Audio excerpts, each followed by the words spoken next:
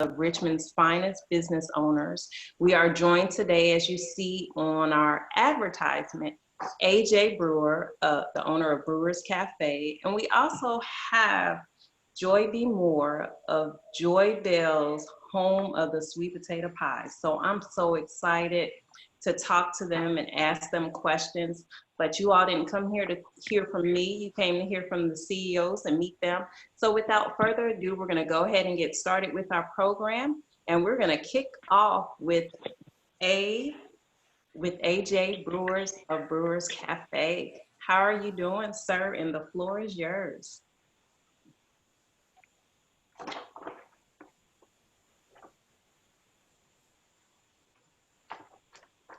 I'm mute.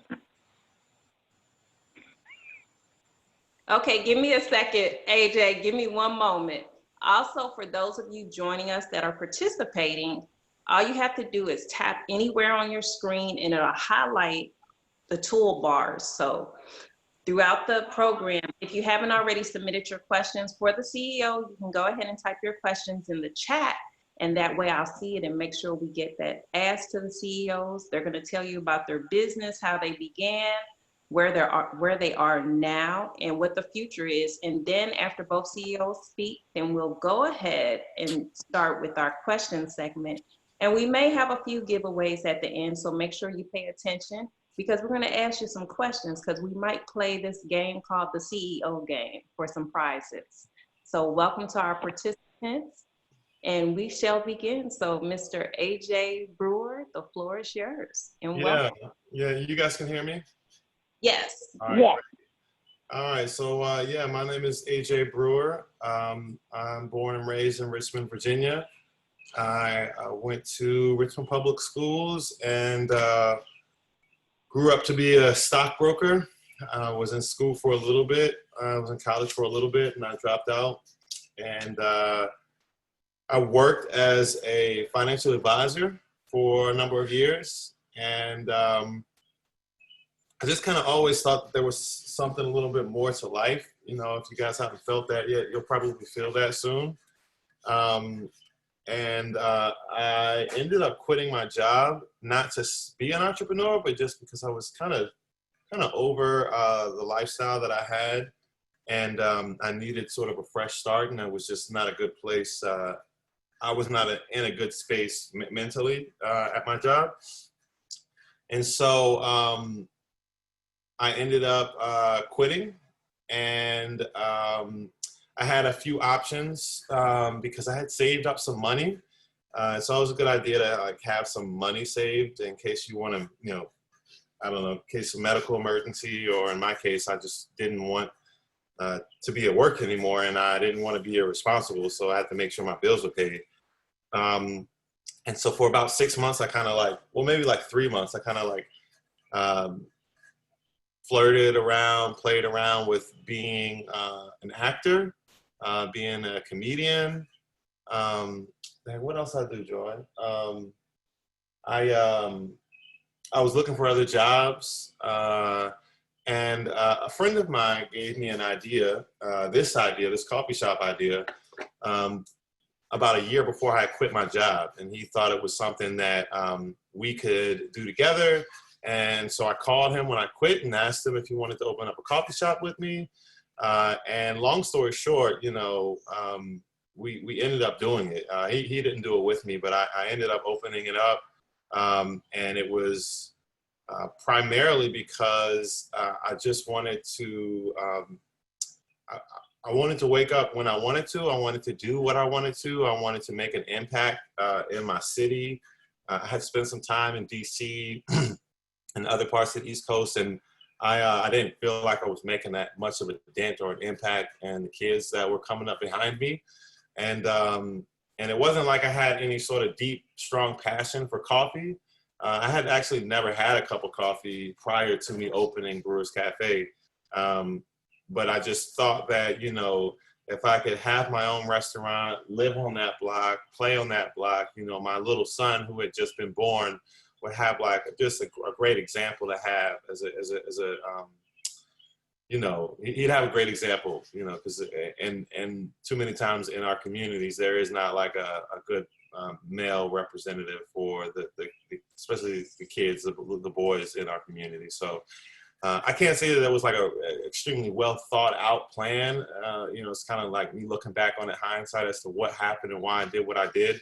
But I just kind of was moving off of emotion and feeling, and I had earned my right to, I think, make that decision as an adult.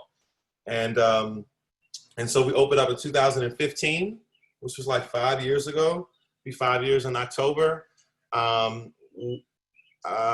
had maybe $10,000, which was nothing. It's not really a lot of money. And so I had to borrow some money to open up Brewers Cafe. I borrowed like $100,000.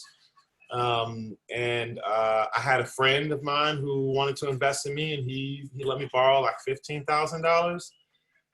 And I just was super committed to working and being a hard worker and working from open to close and doing what I needed to do to make my business successful. I wasn't with the, forgive me for saying it this way, but I wasn't with any handouts. I didn't want anybody. I just knew I could do it myself, and with help of others, of course. But I just wanted to be a boss, and I wanted to embody that feeling, that spirit. I wanted to give back to my community. I just knew I could do it. But it was like I knew I had to work a lot. And for all the other entrepreneurs that are around or want, if you guys want to be entrepreneurs, a lot of people meet me and I give them like a little story, and they realize that it's something they don't want to do anymore. because you really have to work really, really, really hard. And for 5 years, well, to be honest with you, I didn't take a day off for like a year and a half. So from 2015 to 2017, I worked 365 days, 2 years in a row straight. There was the partnership that had formed had, kind of went away.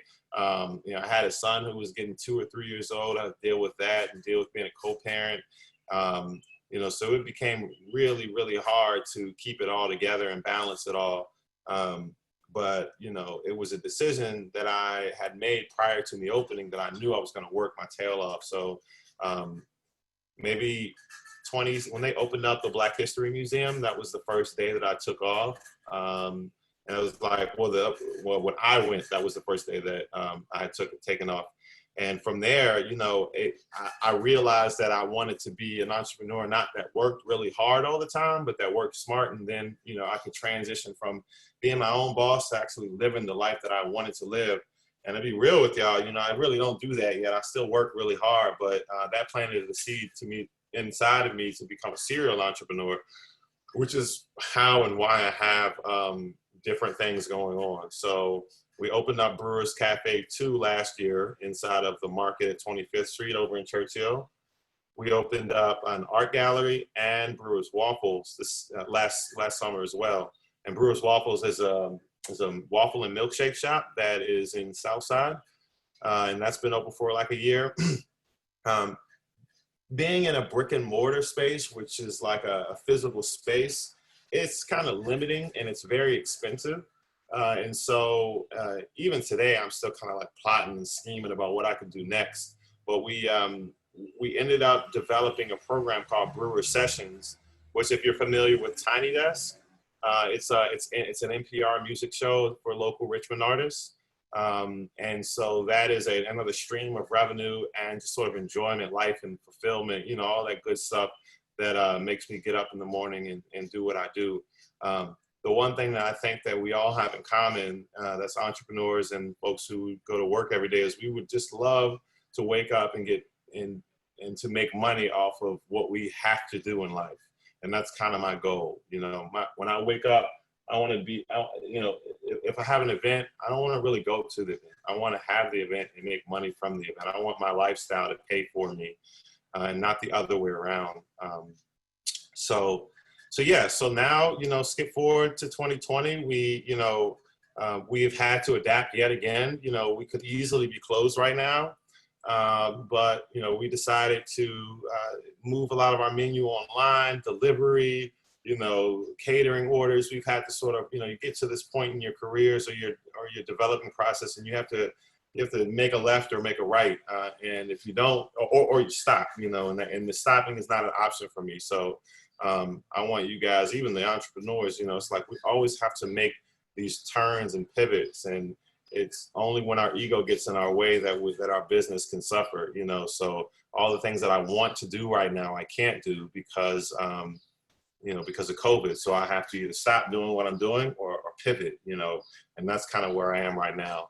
Are there like questions that I can answer, or? We're gonna have questions after we hear from Joy B. Moore. Oh, I got you. And but tell me a little. I do have one question. Tell me about the Rubik's Cube on your T-shirt.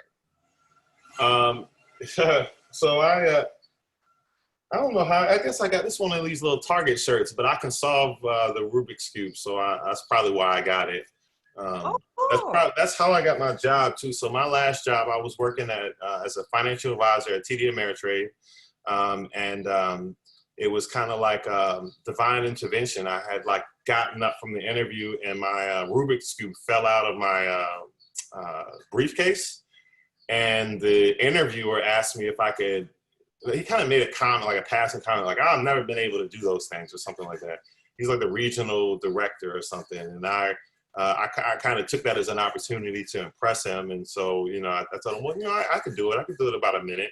And he said, if you do this in under a minute, which I couldn't do, he'd give me the job. I think I did it in like 90 seconds, and I ended up getting that job.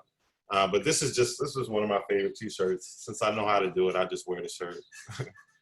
But yeah, so I guess, you know, that's my story. You know, I do all of this as a single dad, which is, you know, quite difficult. I do all this, you know, not by myself, but, you know, with sort of lack of true partnership, which is why I'm happy with the woman that I am with now, because, you know, being an entrepreneur, a lot of times, you know, I read this article on, you know, they have like this superhero complex, like we can do it all, you know, and you know, that is probably one of the most negative characteristics about myself, is that I can do it. I can do everything myself. And as soon as, or when I ask for help, that is always when my business flourishes or thrives. You know, when I'm at it by myself trying to be Superman, I can get it done, but, you know, it causes stress, it causes angst. You lose money, you lose time, you lose sleep. You got to begin, at least maybe I'm talking to myself now, but I have to begin to work smarter and not harder. But yeah, that's my story. Okay, thank you, AJ, and we'll be shortly. You have a very inspiring story. Okay, cool. Okay, Mrs. Joy B. Moore, home of the sweet potato pies, Joybells. Welcome. I'm excited. Thank you. Oh, so you can start if you want to, because I got plenty of questions for both of you. Okay. I think I'll start, with more of my personal side first, as I didn't have the educational side to reference as Mr. Brewer did. But my name is Joy B. Moore, AKA by my family and friends, Joybell. And I got the name Joybell because I had a big head when I was a little child, bigger than the rest of my body. And they called me Bell Head, right? But then when I got about 6 or 7, I'm like, you know, don't call me that. So they stuck the Joy in front of it, and that's how I got Joybell. It used to be Bell Head, now it's Joybell. I always claimed it. My head is big because I have lots of brains. So I'm the founder of Joybell Sweet Potato Pies, but I'm an advocate for mental health wellness. I'm a thriving survivor of an untreated mentally ill mother. And she had a really severe case. And so all of the things that go along with that, abuse from physical to sexual, all of that happened all the way up to age 14. And I ran away from home. And when I ran away from home, I lived in abandoned houses, ate out of dumpsters and things like that. And the only meals I had each day were fresh meals were from school, breakfast and lunch. And so after school, I got involved in an after school program with the YMCA, where I got a healthy meal or snack in the afternoon. After that, I was on my own and homeless in South Dallas. But I will say by the grace of God and a strength and a determination that I know is God, but I'm still amazed at my own that we all have, which is resilience. I was able to graduate high school on time thanks to a teacher at the YMCA who every day when I came in, she was like, Joy, do you have homework? And I'm like, oh my God, but it worked out. It was amazing. That's why it's so important to have resources and supports around you. And I went on from being homeless, graduated school on time. And I had always wanted to be a singing star. That's what I wanted to be. Never thought about sweet potato pies. I wanted to be a singing star, but I ended up having children. And so I chose my family over my singing career and just kind of sang independently around the Richmond, Virginia area. So I was fortunate enough to come out of being homeless, to find my wonderful husband. I have 3 children, 4 grandchildren. So I was busy being a mom all the way up until till last year. Previously, 5 years prior to that, I was working to create equal access to quality out of school time for expanded learning for RPS's Title I middle schoolers. And that was close to my heart because of my homeless situation. So it was like I was helping other little Joybells.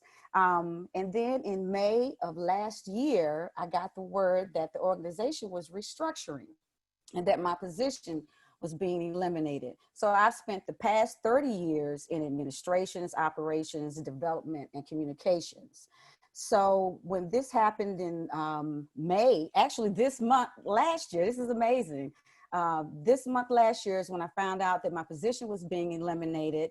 And I stayed on with them through June to help them transition without me, and started working on getting all of my paperwork and everything together to be a legal business, because you don't just want to start your business and just because you can. You want to be able to be creditable.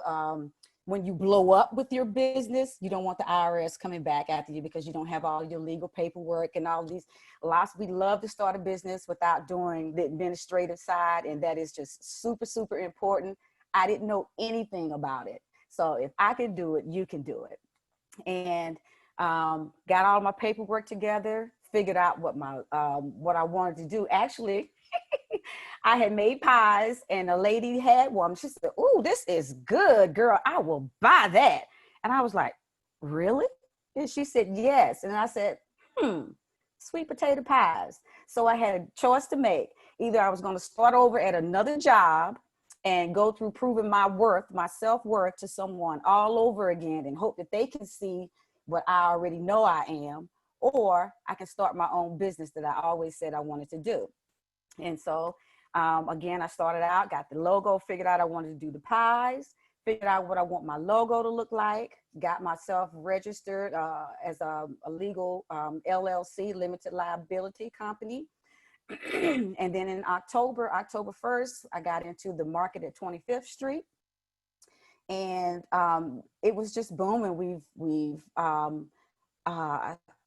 did my marketing and advertising, and it was just a blessing. It just blew up. We did, Today's Show on NBC. We've done Virginia This Morning and a few other things that have helped to propel the business forward. So I am not a brick and mortar.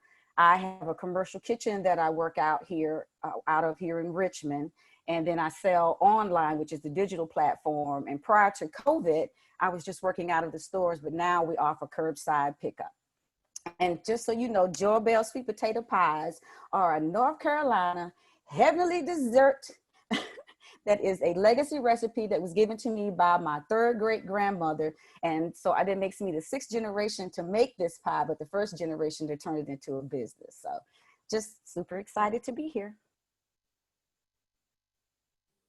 Well, thank you, Miss Joy, for sharing your story. You know, I'm excited to have you and AJ here because while you were talking, I was thinking like I could use a juice and a slice of sweet potato pie right now and a little bit of your turnip, Mr. AJ, you know, because I am somewhat familiar with Brewers Café. I have not been there, but truly admired by what you've done.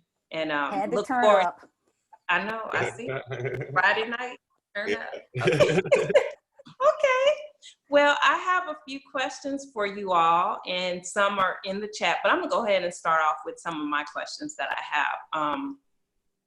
As a business owner, and this is gonna be geared towards AJ right now, you mentioned your son, and I follow you on Instagram, so I see a lot of your stuff that you do and you post, and you're on YouTube too, you post some stuff out there. Your son is very much involved in your business. Like I see you having him make juices, and you also are a big advocate for your community improvement, and you're at the forefront of any challenges. You support small businesses. So as a business owner, and I guess this can be posed for both of you, as a business owner, how important is it for you to have social responsibility in the community that your small business is in, as well as the community you live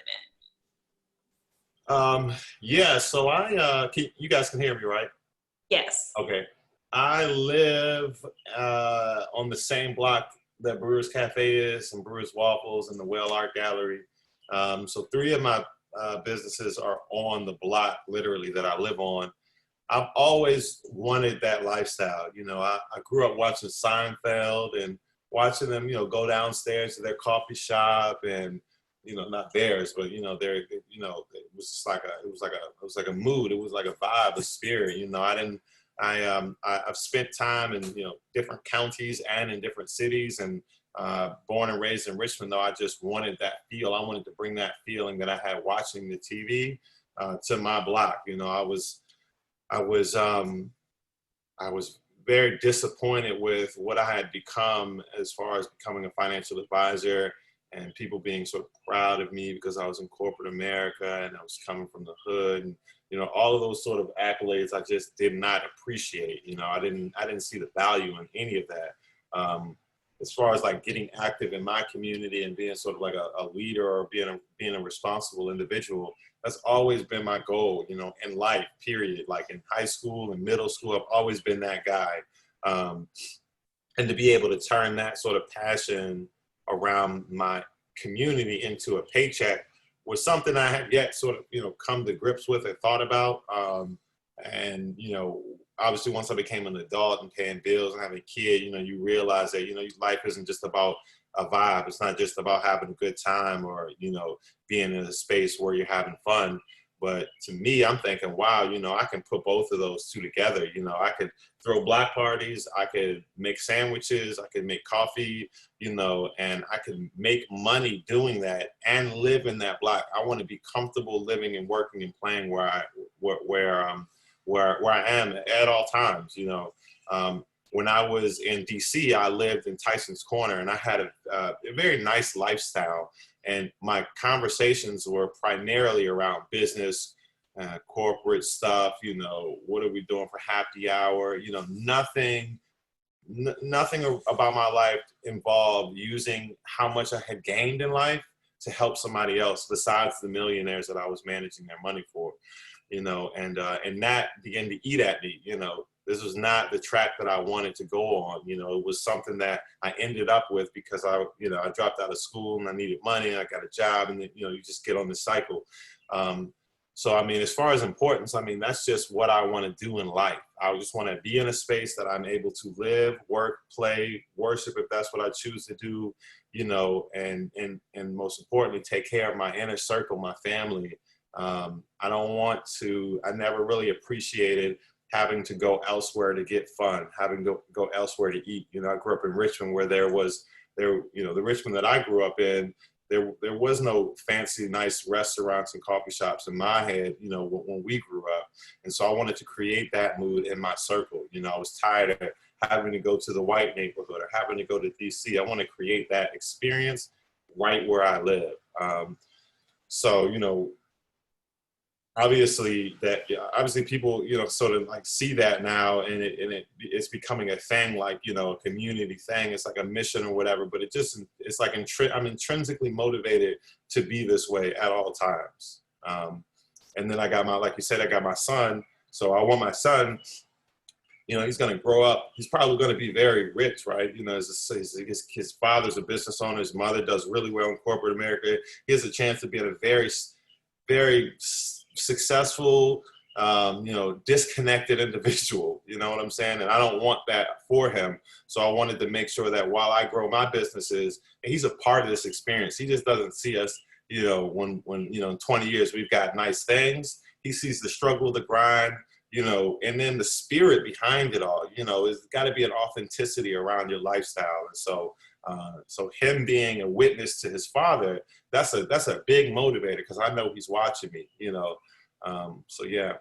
Right, because I know it's inspiring for me, because we always talk about legacy, leaving a legacy for the generation coming up behind us, but you are transferring the legacy right now versus 50 or 60 years from now. So that's really let me add something. I mean, when I was a stockbroker, I don't know, so your kids, man, like, I don't know what y'all parents do, but I know a lot of times, they might be doctors, lawyers, teachers, or whatever, engineers. In my case, I'm an entrepreneur, and I know that, when I used to talk to my clients, they would always tell me that their kids didn't like what they did. They didn't like having to deal with all that. And so they did something else. Well, people always ask me, do I want Parker? Am I doing this for Parker? I'm building all this stuff for Parker. And the truth is, I guess the kids probably don't know me that well or whatever, know what I do, but my son isn't an owner in anything that I do. It's all my stuff, you know what I'm saying? But I've built businesses for him. He's got candy stand machines, vending machines. He's a brand ambassador for a bike company where, they actually pay him to ride the bike. They give him bikes. They give him like $1,000 bikes. He probably makes, I like to give real numbers so people know this is real. Like, this may or may not be a lot of money to the kids here, because you guys are probably a little older, but, at 5 years old, he's probably making like $60 or $70 a week without doing nothing really. You know what I'm saying? He's not doing anything. He's just like, people are going up to his machines and putting quarters in. That's called residual income. You don't want to have to, the best thing that you could do, the best thing that Joybell could do is to have somebody running her whole operation without her having to do nothing. And that's what every business owner is trying to get to. I mean, we're going to always be active, but we're trying to get to a place where we have a system involved where there's money coming in all the time. And that's essentially my 5-year-old son.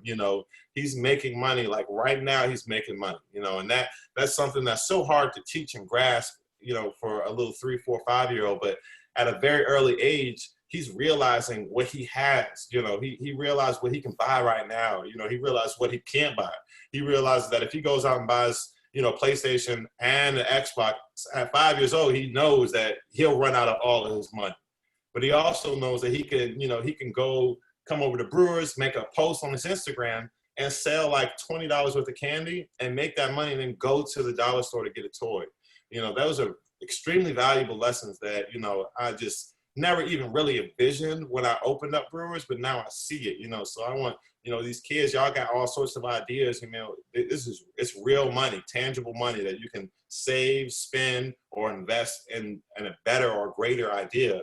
And for me, I didn't want to hand off the coffee to Parker. So that's why he has his candy machines and his vending machines and the brand ambassadorship stuff. So to me, it's super important. I don't want him to have an average life. I don't want him to have a regular old 9-to-5 where he is disappointed or not happy, or not, not inspiring himself to push for more. So, yeah. All right. Thank you, AJ. Now, Miss Joy B. Moore.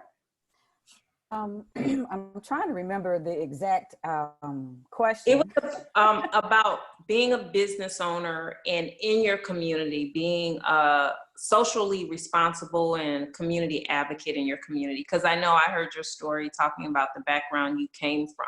So that does give you a platform in a market, as far as your business. But what is it that you're doing and what's the legacy that you leave behind? Yes. I wanted to start to say that initially it was just baking the pie that my mama showed me how to make, the same pie that her mother showed her how to make, and so on and so on. I never gave any thought to legacy, none whatsoever. It was just a great sweet potato pie that everyone loved in the family. And now that I'm looking at it a whole with brand new eyes, I understand the value of me being the sixth generation. My daughter and my son work with me. Well, both of my sons work with me with Joybells. So the legacy has continued, and they get to see that you can take something that you're really good at, that you may not even thought about making a living from, and boom, there you go. With lots of hard work and dedication, you can make a living. And my daughter has been inspired and started her nail business that she was always talking about, but had never done. So I hope that folks can see, it may seem like Joybells came out of nowhere, and then she's just doing so great. You know, Joybells, we are doing great by the grace of God. Thank you for that. But it was really understanding the value of the legacy, and then transferring that value into my daughter and my son so that they can carry on. I have 4 grandchildren. Now I'm all excited about having Joybells for them to come in, you know, and take over and continue the legacy one day. I personally, community-wise, I'm an extreme advocate for mental health wellness. RB, I have Joybells Charities, which is Richmond Behavioral Health Authority, NAMI, which is the National Alliance for Mental Health, Child Scan for Stop Child Abuse Now, and the homeless program here in Richmond, because I was homeless and I know all of these things. So I have a book called Hopefully Beautiful that I wrote, and every book that sells, 10% of that goes to these charities. I'm also on the board of Art of Me, which is a mental health awareness nonprofit. So any opportunity that I can get to contribute that for the health and stabilities of families, because like my mother was untreated with her mental illness, which affected the whole family. So I just understand that it is super important to have those resources and tools. So every opportunity I get to do that, I contribute to their fund drives and Giving Tuesdays. They're my focus group. And then I have volunteer opportunities through Art of Me for mental health wellness. Okay. Thank you, Joy B. I got one more question for you though. Mm-hmm. How did you get on a national television show to showcase your sweet potato? Child, I don't know. I'm telling you, I still don't know to this day who submitted on my behalf. That's why I say just God and moving. If you get out and you believe and you work hard and you dream, if you keep moving, God will take care of the rest, and all the rest of it kind of catches up to all of your work and movement catches up. That's the only explanation I have, is that someone thought enough of my efforts, or either purchased the pie and liked it and sent it in for the pie off that was going on. I was checking email, got an email. It was the Miss Phoebe from NBC Today. And I'm screaming in my house, and my husband's name is Eric. And I'm, Eric, look at the email, look at the email. So, I mean, it was nothing I did. You know, I take no credit other than having the guts to fail, because that's really what it was, is taking the chance, starting the business, and having the guts to fail if it didn't work out. Other than that, I have no concrete reason how I got onto the Today Show. Oh, awesome, awesome, amazing. Mr. AJ, and I'll be right back with you, Joy B. I'm gonna give you a moment to gather yourself. But Mr. AJ, since we are in this pandemic with COVID, how have you pivoted in your business to keep your doors open and keep your business running? So like everyone else, I've had to cut hours. So one thing that you want to do when you get in business is keep your costs low. And sometimes you do that and it hurts. And so this time we had to do something that hurt, which was stop paying people. And that, you know, that comes, you know, that's not just as easy as making that decision. You know, you have to essentially make sure that you don't have that money, because these folks that work with you, they're not to be used. They're not a tool. You know, if you have a job, you want to make sure that your owner or boss treats you well. And so, you know, but either way, that is a decision that we had to make. So we've cut like, I don't know, maybe $8,000 a month out of payroll. We have joined all of the online ordering systems. So like Grubhub and Uber Eats, and you know, some people ask why weren't we on there before, but you know, it's really difficult to have all of these order systems coming in at once. It may sound like it's a good idea, but it's not always the best. And so now we've sort of complicated things and complicated the ordering system at Brewers Café, but we had to, because that's where people are making their decisions on where they're going to eat or not, whether it be Grubhub, our website, our app, or something like that. My mother and my girlfriend work with me now, work for me, work, you know, at the space. And my mother gets paid, but my lady does not. And so, you know, she's making sacrifices to help us. What else have we done? Marketing. So we just paid for some marketing from We Buy Black, so they featured us, and then we bought additional advertisement of the article that they're going to feature. And so spending money that I don't think I have, so that I can ensure that I make money in the next couple of weeks or couple of months, has always been the goal of mine. It should always be everybody's goal. Market your business, you know, advertise. Posting on Instagram is free. But in times like this, I've felt the pressure to have to do more of it, because people are looking for what's open or what's out there. I am very busy though, so there's only so much I can take. So there's a constant balance of, we need to make more money, but how much more spirit, energy, you know, effort do I have to put into this day? A lot of people ask why some of these businesses close. You know, it becomes very difficult to be a store manager of one place. Imagine 2 or 3 or 4 or whatever. But the more you want in life, the more stresses are added, you know. So I kind of got to be careful as to how much I'm pushing the businesses, and not necessarily enjoy the slowness, but kind of appreciate, you know, what opportunities lie within this pandemic. It's not all, you know, really bad and disaster and there's a fire, you know. So some of the slowness is encouraged and it's needed. You know, a person like me, I don't ever want to stop. I don't ever want to slow down. I need the rain.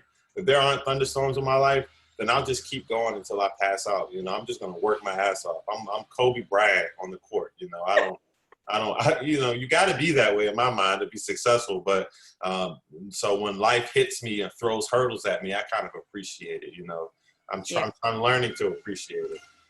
I have one more question for you, AJ, not to cut you off. You good? Grubhub has emerged. You know, we have Grubhub, Uber Eats, and Instacart, and all these delivery services, you know, and they were really struggling before the pandemic to even turn a profit.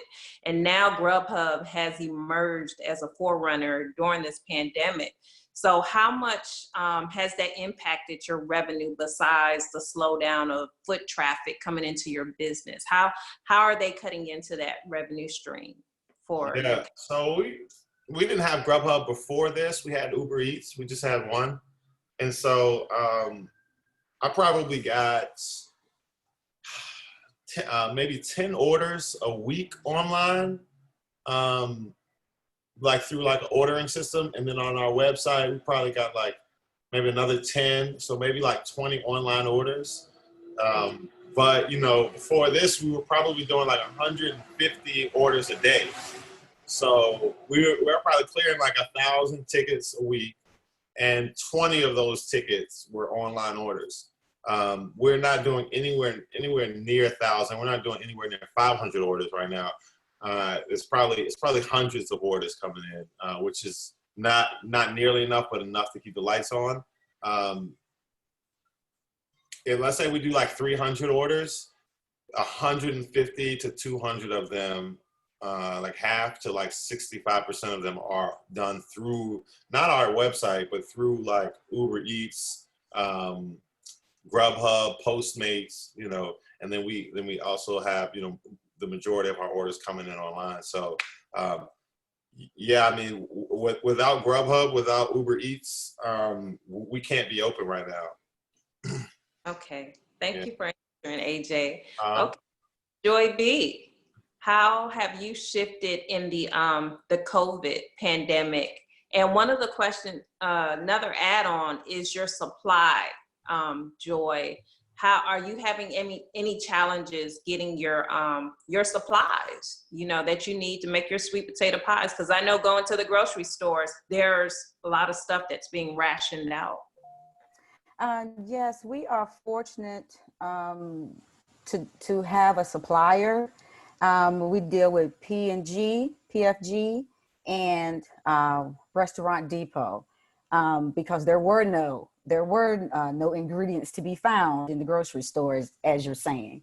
So we did, but which was more economical because we got better prices and in bulk anyway. So it's always better to buy in bulk if you can versus off of the shelf in the grocery store.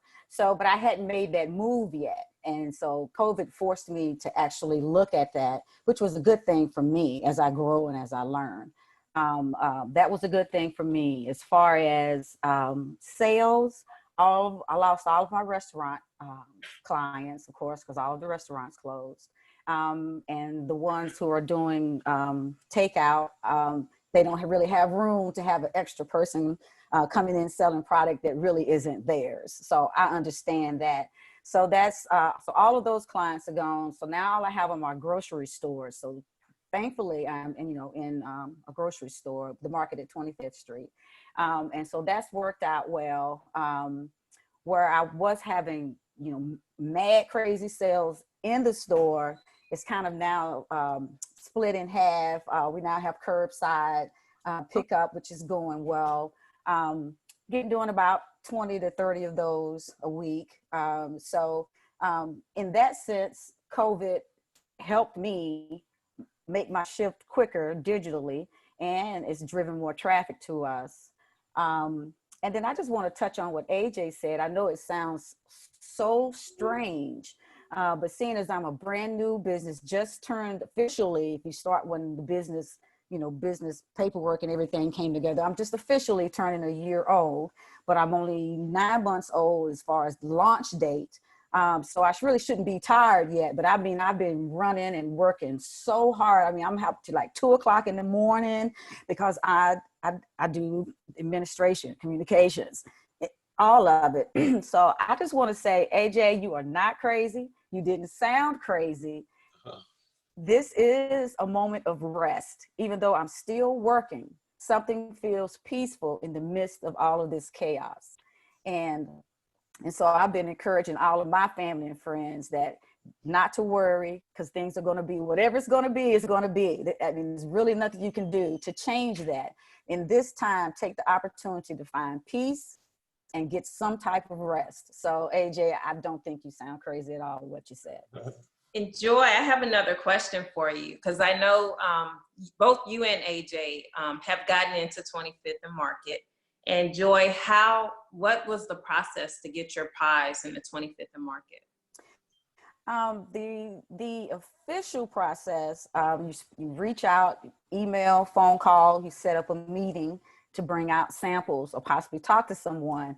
But my state of mind at the time, from being let go, I had something to prove to myself. So I didn't really do a lot of the conventional things. I packaged up my stuff.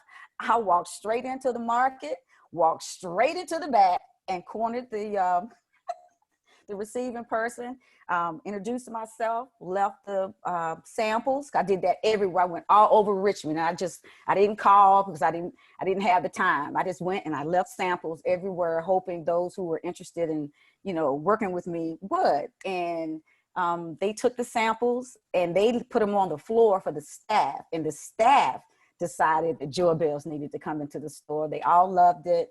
And I got the phone call, and I wasn't going to start till Thanksgiving because I'm trying to get everything. I'm kind of OCD, and sometimes perfection will slow you down, babies. You remember that. Put things in the best order as you can, but do not let perfection stop you from moving. Everything is not going to be perfect. If you're waiting for everything to be perfect, you're not moving anywhere. Okay. So I was thinking I was going to launch for Thanksgiving, and the receiving manager at the market said, "No, girl, we want them in here now, October 1st." And so I was forced to move even faster than what I thought, but it worked. I got my samples, walked them straight in and said, "Hey, who can I speak to? My name is Joybell." And it worked out. Oh, great, great. I got another question for AJ. You went into 25th and Market. You're known for your beverages and your sandwiches.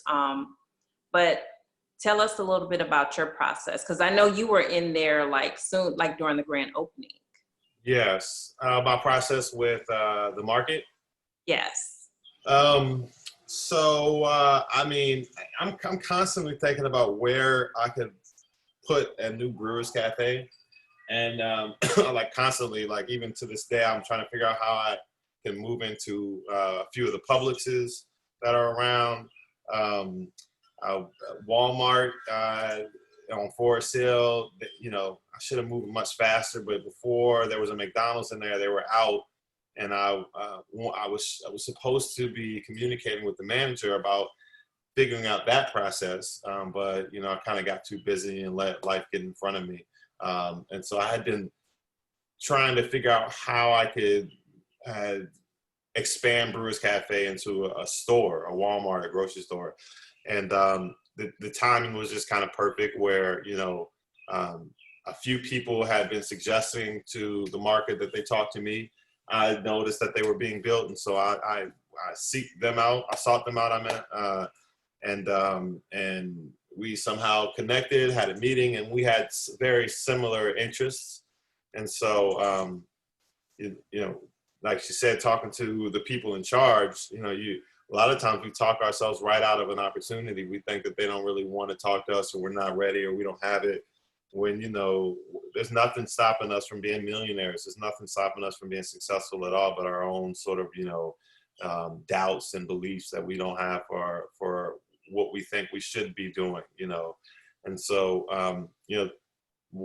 we set a meeting up, and we had a few meetings after that about what I wanted and what they had to offer and what they could do versus what I could do. And, it was pretty cool experience, just, dealing with a major corporation like that and being able to, have my brand associated with theirs. Now let's shift to your suppliers. Something that I really love about your company. I love both of you all, but you use suppliers out the state of Virginia. You support support small businesses throughout the state of Virginia to help with your supply, how to make your products and, the stuff you do. So can you tell us a little bit how you got that idea to use local small businesses?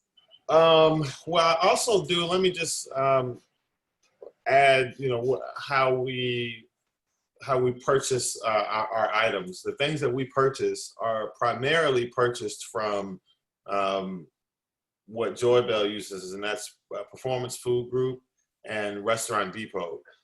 So we do use the big box store because we just, because it's, they got great deals. Convenience was a huge factor. We do use a lot of Virginia products and a lot of Richmond products because I know that there are people out there like me, and I want to make sure that I'm practicing what I preach. I genuinely don't do this for the money. I know, a lot of people feel like that's why you get in the business, but there's a little bit of a lifestyle and interest that I have with my community, that I want to see them on the same page, doing the same things. I don't want to look at them as competitors, so if there's a farm up the street that I can use, if there is a local tea company, a local coffee company, there are 9 times out of 10, the quality is 10 times better. And then more importantly, those relationships are invaluable. They've they're my Floyd, Virginia, right? I got my coffee out of Floyd, Virginia. There's a family down there, artist family.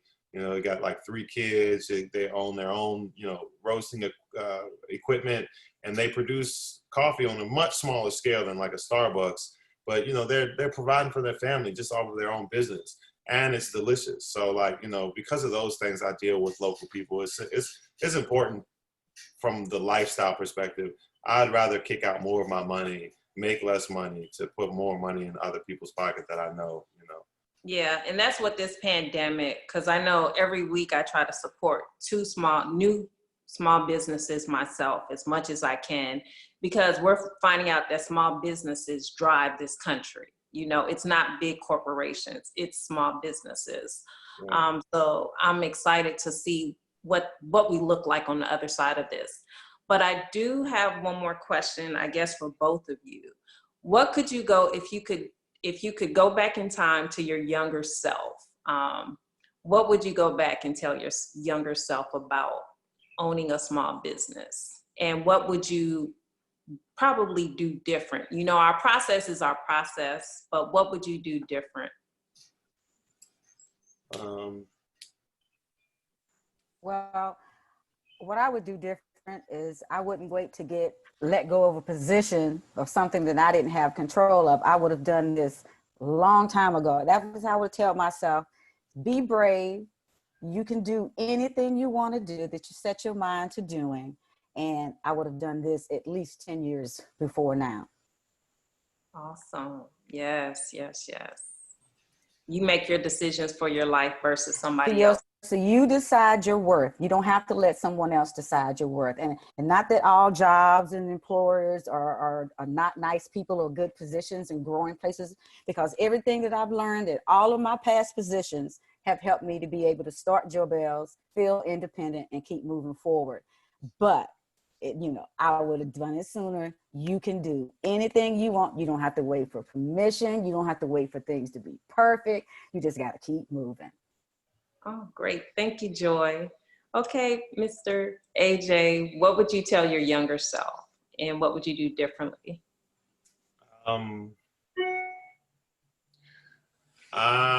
You know, I wasn't the best student, and I wasn't like the best athlete, but I went to school and I played sports, and I always had the idea that I couldn't, since I can't go to the NBA, I'm not that good. I can't do anything with basketball.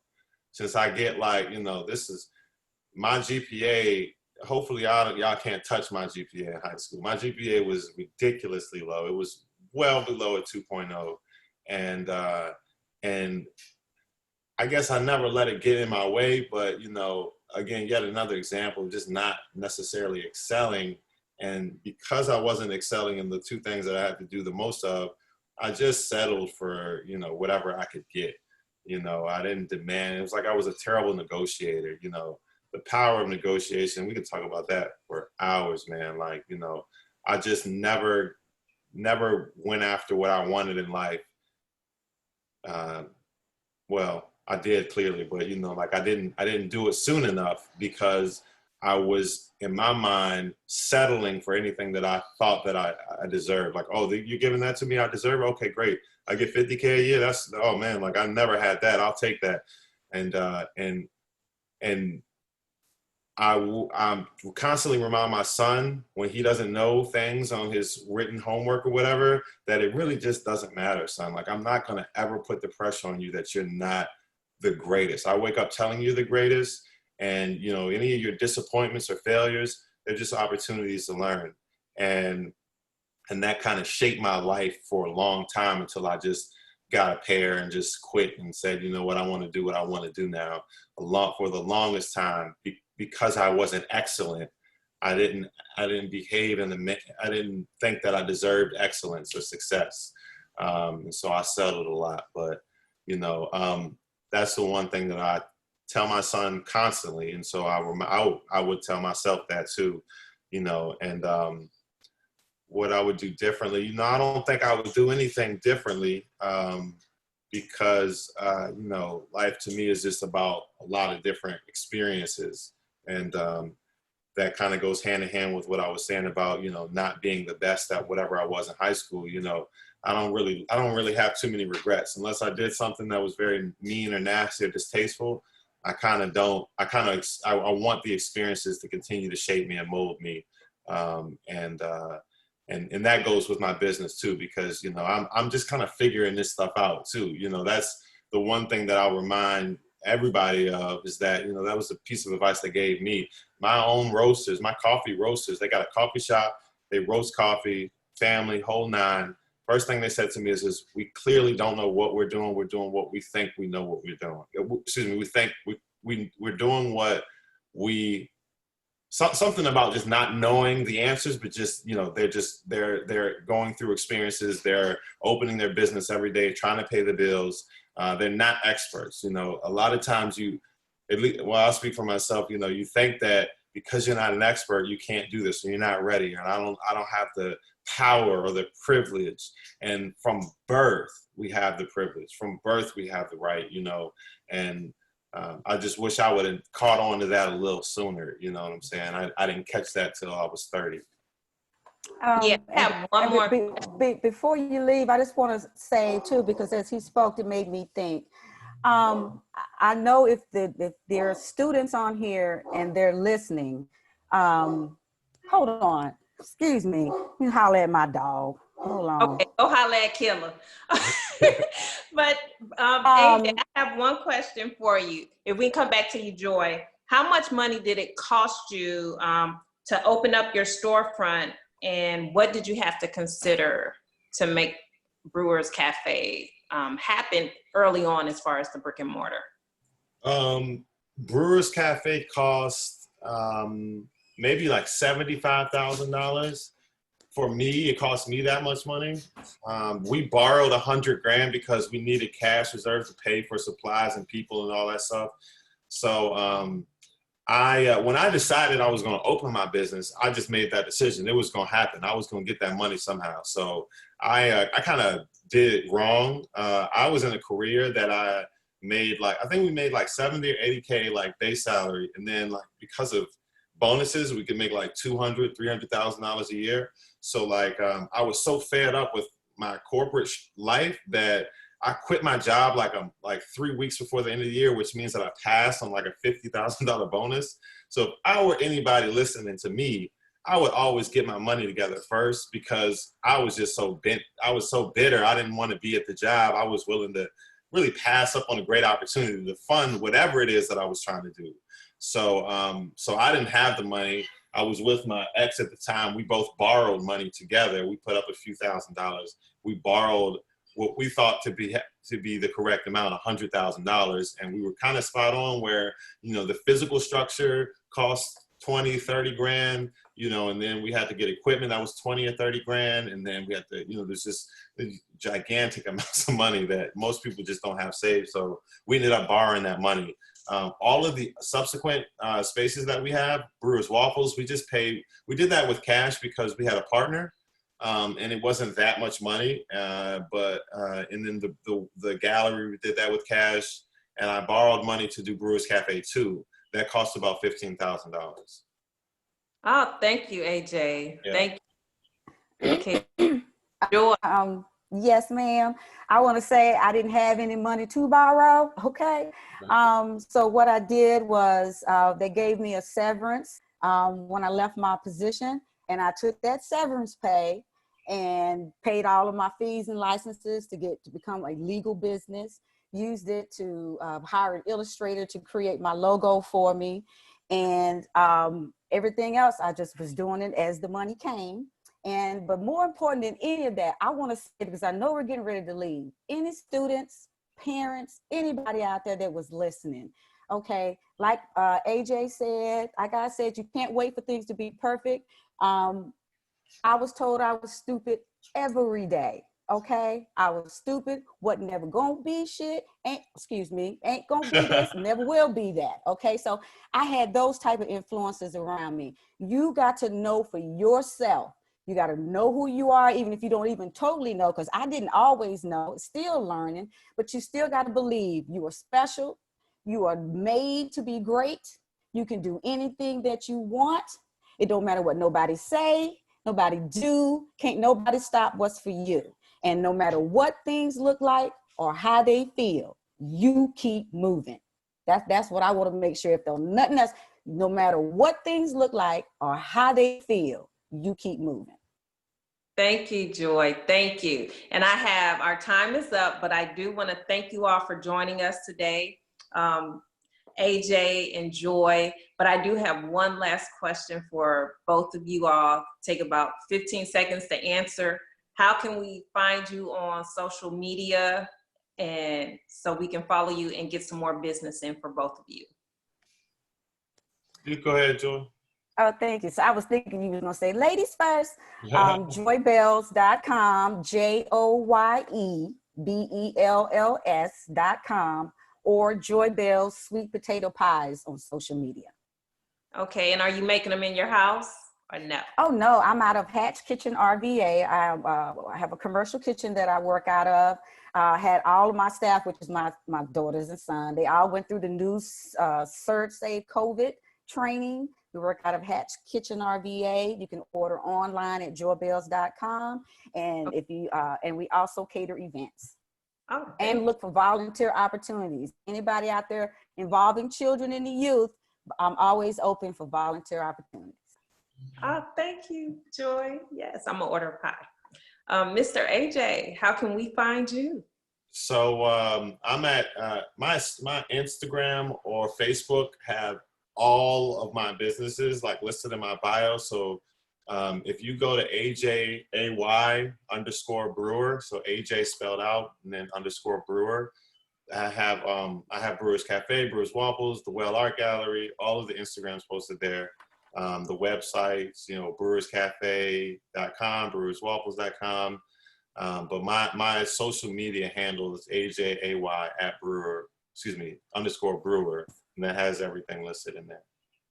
Okay, thank you all so much for joining us for our week one series, Meet the CEO.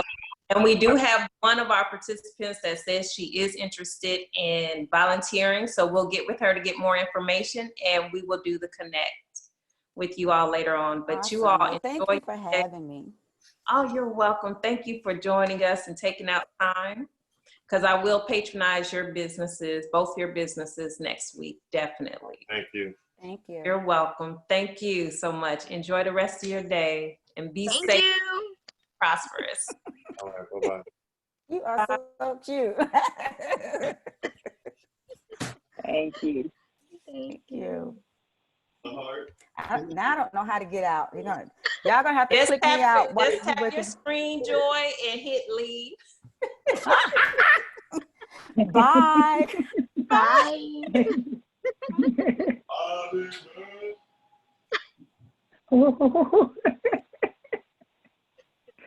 That's so funny.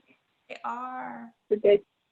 We got Brewers Café still here and Sean's still here. Okay, Sean's gone. Brewers Café's here. He's still here. Man, if this was live, girl, if this was live. Am I supposed to be here or am I supposed to be logged off? Oh, no, you can log off, AJ. Okay. All I was going to say, if this was live, Thank you. I would be getting ready to eat. I'll be getting ready to eat. Thank you, AJ. Thank you so much. All right. But this was Alexa, stop the recording.